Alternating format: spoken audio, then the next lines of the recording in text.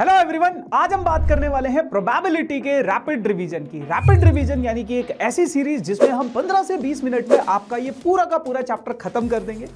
Guys again, अगर आप लोग पहली बार इस चैप्टर को पढ़ रहे हो तो ये सेशन आप लोगों के लिए बिल्कुल भी नहीं है, क्योंकि ये सेशन सिर्फ उन बच्चों के लिए है जो ये चैप्टर को रिवाइज करना चाहते हैं, जो ये ऑलरेडी चैप्टर पढ़ चुके हैं। क्योंकि एग्जाम टाइम में आपके पास इतना ज्यादा लंबा समय नहीं होगा कि वन शॉट देखो, तो 15 से 20 मिनट में फटाफट से किसी चैप्टर को कैसे रिवाइज करना है तो वो हम रैपिड रिवीजन में पढ़ रहे हैं। बाकी अगर आप डिटेल्ड वन शॉट देखना चाहते हो इस चैप्टर को, और मैं तो आपको यही रिकमेंड करूंगा कि आप इसका डिटेल्ड वन शॉट जरूर देखना, क्योंकि वहां पे आप वैरायटी ऑफ क्वेश्चंस कर पाओगे। तो आपको डिस्क्रिप्शन में लिंक मिल जाएगा, वहां से आप इसका वन शॉट वीडियो देख सकते हो। तो बढ़ते आगे और जानने की कोशिश करते हैं कि इस चैप्टर में हमारे पास है क्या। चैप्टर में बढ़ने से पहले हम लोग थोड़ा सा 11th ग्रेड का प्रोबेबिलिटी समझ लेते हैं। देखो, मान लो एक एक्सपेरिमेंट के थ्रू या एक क्वेश्चन के थ्रू मैं आपको थोड़ा सा 11th ग्रेड का या बेसिक प्रोबेबिलिटी को रिकैप करवा देता हूं। मान लो मैंने एक सिक्के को 2 बार उछाला, तो जब मैं किसी सिक्के को 2 बार टॉस करूंगा बेटा, जब मैं किसी सिक्के को 2 बार टॉस करूंगा तो उसके जो सैंपल स्पेस बनेंगे वो ये बनेंगे। ध्यान रखना, यहां पे एक वर्ड लिखा गया है कि ये कॉइन क्या है, एक फेयर कॉइन है। फेयर कॉइन का मतलब होता है कि हेड आने की प्रोबेबिलिटी और टेल आने की प्रोबेबिलिटी क्या होगी, इक्वल होगी। तो इसमें ये जो सैंपल स्पेस के जो आउटकम्स आ रहे हैं, इन सभी इवेंट्स की प्रोबेबिलिटी क्या होगी, इक्वल होगी। और इनको हम इक्वली लाइकली आउटकम्स भी बोलते हैं। ठीक है, जब सभी आउटकम्स की प्रोबेबिलिटी किसी सैंपल स्पेस में इक्वल होती है तो उसे इक्वली लाइकली आउटकम्स बोला जाता है। अब मान लो मेरे पास कोई ई इवेंट है एटलीस्ट 1 हेड, तो उसके अगर मैं आउटकम्स बनाऊंगा तो ये बनेगा। अब मैं इस ई इवेंट की प्रोबेबिलिटी निकालना चाहता हूं, तो बचपन में हम एक फॉर्मूला पढ़ा करते थे, number of favourable outcomes divided by total number of outcomes. तो इस फॉर्मूले से मैं इस ई इवेंट की प्रोबेबिलिटी निकाल सकता हूं, कोई दिक्कत नहीं, लोअर ग्रेड में यही पढ़ा है। लेकिन बेटा, अगर फेयर कॉइन की जगह कोई अनफेयर कॉइन आपके पास उछाला जाए, अब अनफेयर कॉइन क्या होता है, जिसमें हेड आने की प्रोबेबिलिटी और टेल आने की प्रोबेबिलिटी बराबर ना हो। अब यहां पे हेड आने की प्रोबेबिलिटी है 3/4 और टेल आने की प्रोबेबिलिटी है 1/4। तो अगर मैं इसका सैंपल स्पेस बनाऊं तो head head head tail tail head tail tail, ये इसका सैंपल स्पेस बना। लेकिन इस सैंपल स्पेस में और इस सैंपल स्पेस में एक फर्क है। फर्क क्या है, यहां पे इन सभी इवेंट्स की जो प्रोबेबिलिटी है, इन सभी आउटकम्स की जो प्रोबेबिलिटी है वो सेम नहीं है। क्यों सेम नहीं है? क्योंकि अगर मैं इनकी प्रोबेबिलिटीज निकालना चाहूं तो जैसे हेड की प्रोबेबिलिटी 3/4, दूसरे हेड की प्रोबेबिलिटी 3/4, इस वाले आउटकम की प्रोबेबिलिटी निकालना चाहूं 3/4, इसकी प्रोबेबिलिटी 1/4, फिर ऐसे ही इसकी प्रोबेबिलिटी 1/4 इंटू 3/4, इस वाले इवेंट की प्रोबेबिलिटी बेटा 1/4 इंटू 1/4। तो आप यहां से देख सकते हो कि सभी इवेंट्स की प्रोबेबिलिटी इक्वल नहीं है। तो ऐसे इवेंट्स को नॉट इक्वली लाइकली आउटकम्स बोला जाता है। सभी आउटकम्स की अगर प्रोबेबिलिटी सेम ना हो तो नॉट इक्वली लाइकली आउटकम्स बोला जाता है। अब जब भी आपके पास नॉट इक्वली लाइकली आउटकम्स का केस होगा, तो उस केस में अगर आप किसी इवेंट की प्रोबेबिलिटी निकालना चाहते हो तो इस फॉर्मूले से नहीं निकाल सकते। तो किस फॉर्मूले से निकालोगे? ऐसी सिचुएशन में हम एक्सियोमेटिक अप्रोच से प्रोबेबिलिटी को निकालते हैं। जैसे मान लो ये ई इवेंट है, मुझे इस इवेंट की प्रोबेबिलिटी निकालनी है, तो इसके अंदर जितने भी आउटकम्स होंगे उन सब की प्रोबेबिलिटी निकाल के ऐड कर लो। तो ऐसे आप अपने इन क्वेश्चंस को सॉल्व किया करते थे 11th ग्रेड तक। ठीक है, अब 12th क्लास में सबसे पहला टॉपिक है आप लोगों के पास कंडीशनल प्रोबेबिलिटी। कंडीशनल प्रोबेबिलिटी क्या है? एक बहुत सिंपल सा फॉर्मूला है या फिर एक बहुत सिंपल सी सिचुएशन है। मान लो मुझे किसी इवेंट ए की प्रोबेबिलिटी निकालनी है और मुझे एक कंडीशन दे रखी है कि बी इवेंट ऑलरेडी हो चुका है। ए इवेंट की प्रोबेबिलिटी निकालनी है और कंडीशन क्या है कि बी इवेंट ऑलरेडी हो चुका है, तो ए इवेंट की प्रोबेबिलिटी क्या होगी? उसका फॉर्मूला होता है बेटा ये। अब यहां पे भी 2 क्वेश्चंस के थ्रू हम इस कॉन्सेप्ट को समझेंगे। एक फेयर कॉइन है, उसको टॉस किया, सैंपल स्पेस बनाया, ये इसका ई इवेंट है और ये इसका एफ इवेंट है, 2 इवेंट है। अब मुझे एफ की प्रोबेबिलिटी निकालनी है और गिवन क्या है कि ई इवेंट ऑलरेडी हो चुका है, तो इसका फॉर्मूला क्या होगा? ये होगा, ये होगा। अब ये कैसा है बेटा? ये आपके पास इक्वली लाइकली आउटकम्स का केस है, क्योंकि क्या है, उसने बोला है फेयर कॉइन है। तो यहां पे मुझे क्या करना पड़ेगा? सबसे पहले ई इंटरसेक्शन एफ में देखो कौन कौन से एलिमेंट आ रहे हैं, ये दोनों। अब अगर मैं इसकी प्रोबेबिलिटी निकालूं तो नंबर ऑफ फेवरेबल आउटकम्स कितने? 2, टोटल आउटकम्स कितने? 4। तो ई इंटरसेक्शन की प्रोबेबिलिटी आ गई मेरे पास 1/2। ऐसे ही बेटा ई इवेंट की प्रोबेबिलिटी निकालूं, फेवरेबल आउटकम्स कितने? 3, टोटल आउटकम्स कितने? 4। तो अब मैं इसकी प्रोबेबिलिटी निकाल सकता हूं, जो आप मुझे कमेंट सेक्शन में बताओगे। कमेंट सेक्शन में मुझे जरूर बताना कि इसकी प्रोबेबिलिटी क्या है। ठीक है, लेकिन अगर फेयर कॉइन की जगह अनफेयर कॉइन होता, उसको टॉस करता, वही सेम सिचुएशन है, वही दो ई और एफ इवेंट है। लेकिन अब अगर मैं ई इंटरसेक्शन एफ की प्रोबेबिलिटी निकालूंगा तो बेटा यहां पे एक्सियोमेटिक अप्रोच से इसकी प्रोबेबिलिटी निकाली जाएगी, फेवरेबल अपॉन टोटल से नहीं, एक्सियोमेटिक अप्रोच से आप इसकी प्रोबेबिलिटी निकालोगे। तो बेटा अब अगर मैं एक्सियोमेटिक अप्रोच से इसकी प्रोबेबिलिटी निकालूं तो इसकी प्रोबेबिलिटी आ गई 3/8। ई इवेंट की प्रोबेबिलिटी निकालूंगा एक्सियोमेटिक अप्रोच से, इसकी आ गई इतनी। तो एफ इवेंट की प्रोबेबिलिटी जब ई इवेंट ऑलरेडी हो चुका है तो उसकी प्रोबेबिलिटी आ जाएगी 2/5। ठीक है, क्लियर। बाकी इसका आंसर मुझे कमेंट सेक्शन में जरूर बताना। ठीक है जी।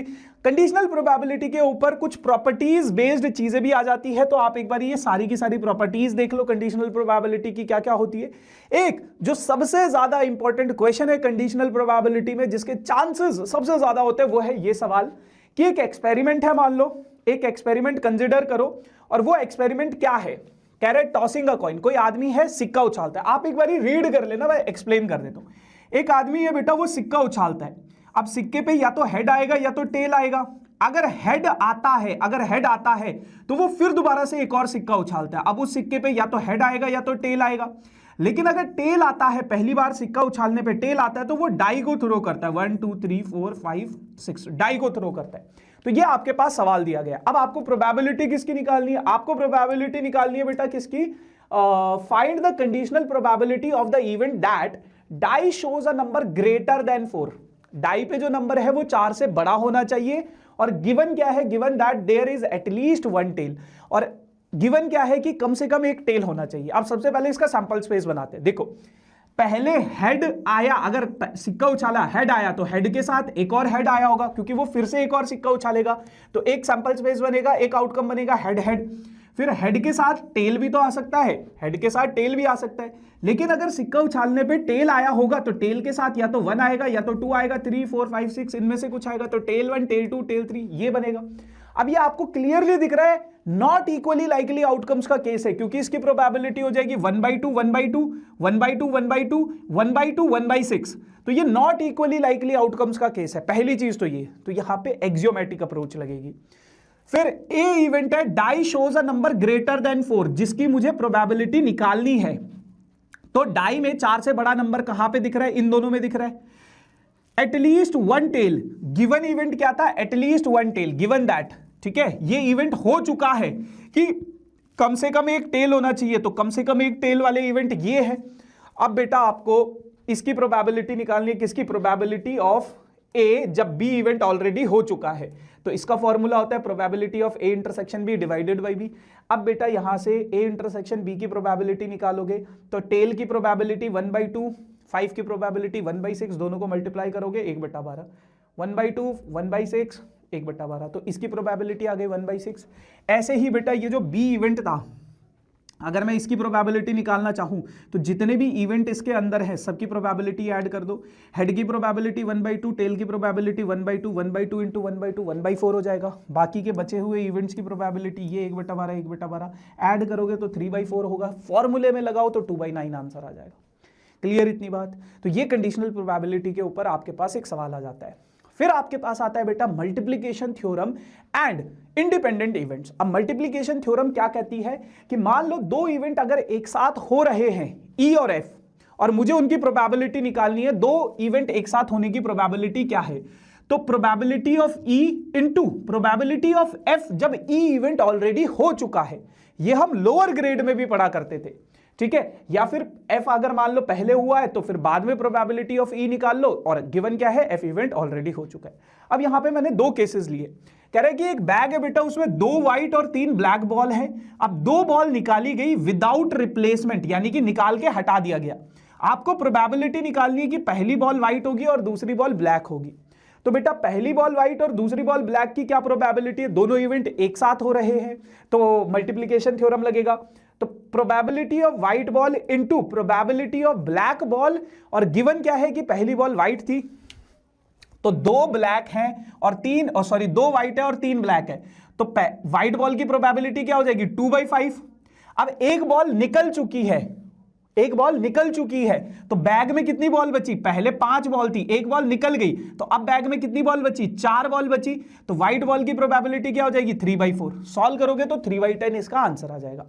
लेकिन मान लो यही क्वेश्चन अगर ऐसा होता कि विद रिप्लेसमेंट, मतलब जो बॉल निकाली उसको वापस से रिप्लेस कर दिया गया है, तो व्हाइट बॉल की प्रोबेबिलिटी 2/5 होती और ब्लैक बॉल की प्रोबेबिलिटी क्या होती? 3/5। अब इसका अगर आप आंसर निकालोगे तो ये 6/25 आ जाएगा। अब अगर ऐसे इवेंट, मतलब यहां पे आप एक चीज नोटिस करना कि बेटा यहां पे तो ब्लैक बॉल की प्रोबेबिलिटी, जो दूसरी बॉल निकली है ब्लैक बॉल, उसकी प्रोबेबिलिटी चेंज हुई है अगर मैं बॉल को रिप्लेस कर देता हूं तो, है ना। पहली बॉल व्हाइट निकली, अब उसकी वजह से ब्लैक बॉल की प्रोबेबिलिटी चेंज हुई है, क्योंकि मान लो अगर पहले ब्लैक बॉल निकालते तो ब्लैक बॉल की प्रोबेबिलिटी क्या होती है? 3/5, लेकिन अब ब्लैक बॉल की प्रोबेबिलिटी क्या हो गई? 3/4। तो पहले इवेंट होने की वजह से दूसरे इवेंट में फर्क पड़ा है, ठीक है। लेकिन यहां पे अगर मैं पहले ब्लैक बॉल निकालता तो उसकी प्रोबेबिलिटी 3/5 होती, और अभी भी ब्लैक बॉल की प्रोबेबिलिटी क्या है? 3/5 है।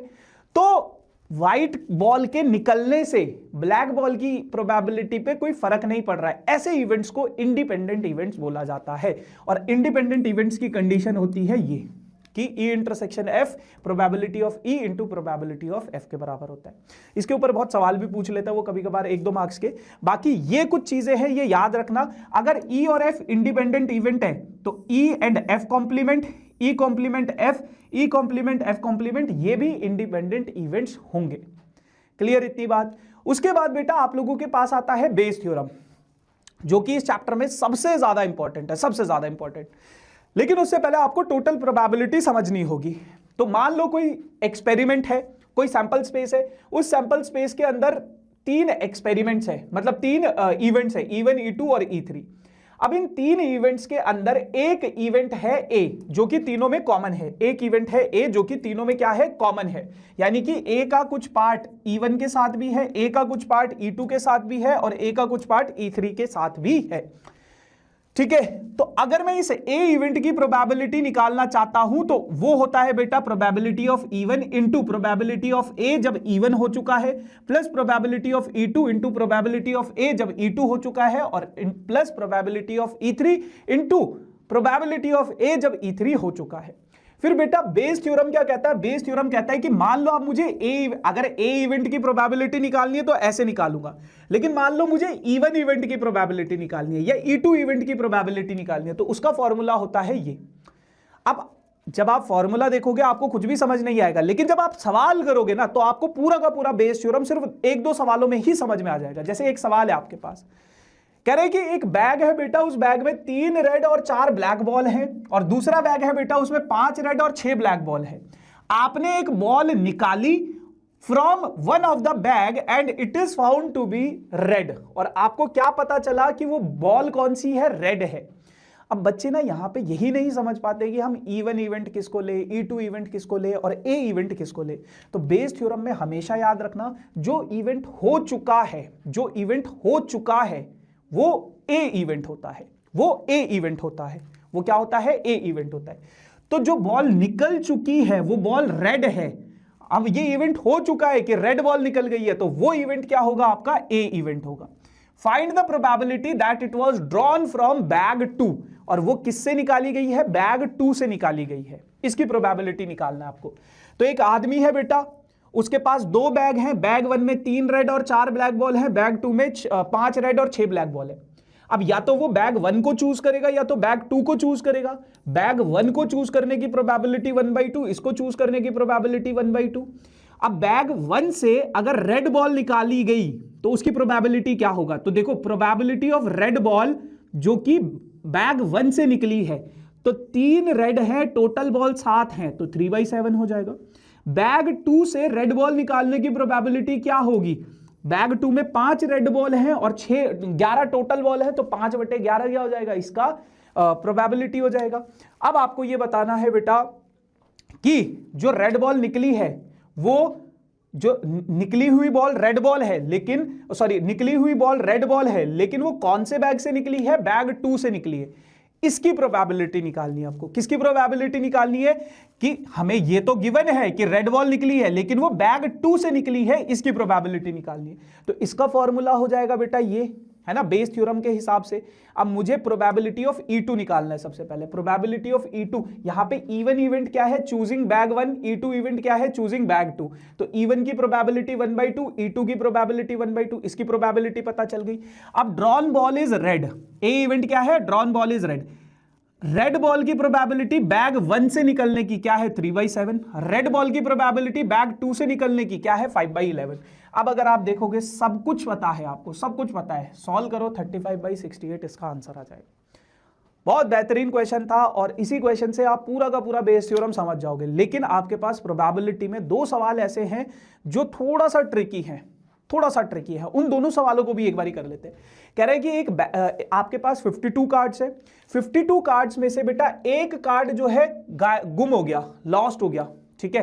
From the remaining card of the pack 2 cards are drawn and are found to be both diamond. अब जो बचे हुए 51 पत्ते हैं, 52 पत्ते थे, 52 में से एक गुम हो गया, हमें नहीं पता कौन सा गुम हुआ है। जो बचे हुए 51 पत्ते हैं उनमें से 2 कार्ड निकाले गए और दोनों के दोनों क्या पाए गए कि डायमंड के कार्ड है। तो अब आपको इसकी प्रोबेबिलिटी निकालिए, find the probability that lost card is being diamond, कि लॉस्ट कार्ड क्या है, डायमंड है। तो इसकी प्रोबेबिलिटी निकालिए, मैं इसको इवन इवेंट मान लेता हूं कि लॉस्ट कार्ड क्या है, डायमंड। अब डायमंड के गुम होने की प्रोबेबिलिटी क्या होगी, टोटल डायमंड है 13, टोटल कार्ड्स कितने हैं 52, तो 13/52 यानी कि डायमंड के लॉस होने की प्रोबेबिलिटी क्या हो जाएगी 1/4। और E2 इवेंट मान लेता हूं कि लॉस्ट कार्ड जो है वो डायमंड नहीं है। यही तो होगा कि जो कार्ड गुम हुआ है वो या तो डायमंड का होगा या तो नहीं होगा। तो lost card is not diamond, उसकी प्रोबेबिलिटी हो जाएगी 3/4। अब सवाल को समझो, टोटल 52 कार्ड थे, एक कार्ड गुम हो गया, अभी मुझे नहीं पता कौन सा गुम हुआ है, या तो वो डायमंड का हुआ होगा या तो वो डायमंड का नहीं हुआ होगा। अगर लॉस्ट कार्ड डायमंड का था तो अब डायमंड के कार्ड कितने बच गए, 12 बच गए। इन 51 कार्ड्स में से, क्योंकि एक कार्ड गुम हो गया, इन 51 कार्ड्स में से 12 डायमंड के बच गए ना, क्योंकि वो जो कार्ड गुम हुआ है वो डायमंड का हुआ है। अब अगर मैं 2 कार्ड निकालूंगा, पहला कार्ड डायमंड का है, इसकी प्रोबेबिलिटी क्या हो जाएगी 12/51। अब दूसरा कार्ड भी डायमंड का है, उसकी प्रोबेबिलिटी क्या हो जाएगी 11/51। क्यों, क्योंकि पहला कार्ड डायमंड का निकल चुका है, डायमंड का निकल चुका है। तो पहले 12 कार्ड थे डायमंड के, तो 12 और टोटल कितने थे 51। अब उसको हटाओ, अब डायमंड के कितने बच गए 11 बच गए, और टोटल कार्ड्स कितने बच गए 50 बच गए। मल्टीप्लिकेशन थ्योरम, ठीक है। तो ये हो जाएगा इसकी प्रोबेबिलिटी। लेकिन अगर मान लो आपके पास लॉस्ट कार्ड जो था वो डायमंड का नहीं था, तो डायमंड के अभी कितने कार्ड बचे हुए 13। तो पहला कार्ड जब आप निकालोगे वो डायमंड के आने की प्रोबेबिलिटी क्या है 13/51, और दूसरा कार्ड जब आप निकालोगे उसके डायमंड के कार्ड होने की प्रोबेबिलिटी क्या है 12/50। तो आपने इस सिचुएशन को समझ लिया। अब ए इवेंट था बेटा, 2 कार्ड जो निकले वो डायमंड के थे। तो अब ध्यान से सुनना, जो दोनों कार्ड हैं वो डायमंड के हैं, और गिवन क्या है कि लॉस्ट कार्ड जो है वो डायमंड का है। गिवन क्या है कि लॉस्ट कार्ड जो है वो डायमंड का है, उसके बाद दोनों कार्ड डायमंड निकलने की प्रोबेबिलिटी क्या हो जाएगी, ये जो दोनों कार्ड हैं वो डायमंड के निकले हैं, और गिवन क्या है कि जो लॉस्ट कार्ड था वो डायमंड का नहीं था, तो दोनों कार्ड के डायमंड के निकलने की प्रोबेबिलिटी क्या है ये। बस सब कुछ पता चल गया बेटा। अब इसमें फॉर्मूले में लगाओ बस बेस थ्योरम। इसमें बस एक फर्क ये है इसमें और जो बाकी नॉर्मल बेस थ्योरम के क्वेश्चंस होते हैं, इसमें बेटा ये 2 बार आते हैं, 2 चीजें मल्टीप्लाई होगी। अगर सिर्फ एक ही कार्ड डायमंड का निकलता तो ये बहुत सिंपल साधारण तरीके से हो जाता, लेकिन 2-2 डायमंड के कार्ड निकाले गए, 2-2 डायमंड के कार्ड निकाले गए, उसकी वजह से हमें दोनों कार्ड्स की प्रोबेबिलिटीज को मल्टीप्लाई करना पड़ता है। क्लियर, सॉल्व करोगे तो इसका 11/50 इसका आंसर आ जाएगा। अब एक बहुत प्यारा सवाल मिसलिनियस का आपके पास एनसीईआरटी में है ये, कि 2 लोग हैं ए और बी, दोनों के दोनों एक गेम के एक डाई को थ्रो करते हैं दोनों के दोनों, और जिसका पहले 6 आ जाएगा वो गेम को जीत जाएगा। अब मान लो ए उस गेम को स्टार्ट करता है, तो ए के गेम जीतने की प्रोबेबिलिटी क्या होगी और बी के गेम जीतने की प्रोबेबिलिटी क्या होगी। तो देखो सैंपल स्पेस में कितने एलिमेंट्स है 1 2 3 4 5 6। अब जीतेगा कब, जब 6 आएगा, तो जीतने की प्रोबेबिलिटी क्या होगी 1/6, और हारने की प्रोबेबिलिटी क्या होगी 5/6, है ना, 1 - 1/6। तो मान लो अगर ए स्टार्ट करता है तो ए या तो पहले थ्रो में ही 6 आ गया, मान लो, या तो वो पहले थ्रो में ही जीत जाएगा, या तो फिर मान लो पहले थ्रो में ए नहीं जीता, फिर बी भी नहीं जीता क्योंकि फिर बी की बारी आएगी और फिर दूसरे थ्रो में ए जीत गया, है ना। मैं किसकी प्रोबेबिलिटी निकाल रहा हूं, ए के जीतने की, बी की बात ही नहीं कर रहे, हम सिर्फ ए की बात कर रहे हैं। तो ए या तो पहले थ्रो में जीतेगा, या तो दूसरे में जीतेगा, या तो तीसरे थ्रो में जीतेगा। तो मान लो ए पहले थ्रो में जीता, उसकी प्रोबेबिलिटी होगी 1/6।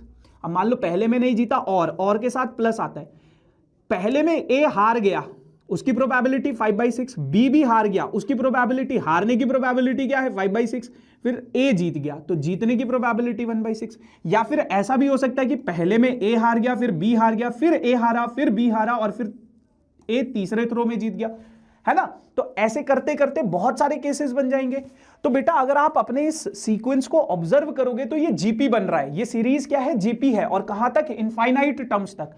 तो सम ऑफ इनफाइनाइट टर्म्स का फॉर्मूला होता है आपके पास a अपॉन में 1 - r। a क्या है बेटा, फर्स्ट टर्म, r क्या है, कॉमन रेशो, दोनों को डिवाइड करोगे तो कॉमन रेशो कितना आ गया 5/6, सॉल्व करोगे तो a के जीतने की प्रोबेबिलिटी आ जाएगी 5/6। अब अगर a के जीतने की प्रोबेबिलिटी 5/6 है तो b के जीतने की प्रोबेबिलिटी क्या हो जाएगी 6/11, 1 - 6/11 यानी कि 5/11। तो दोनों के प्रोबेबिलिटीज आप ऐसे निकाल सकते हो। बाकी yes guys, this is all about for this session. Thank you so much.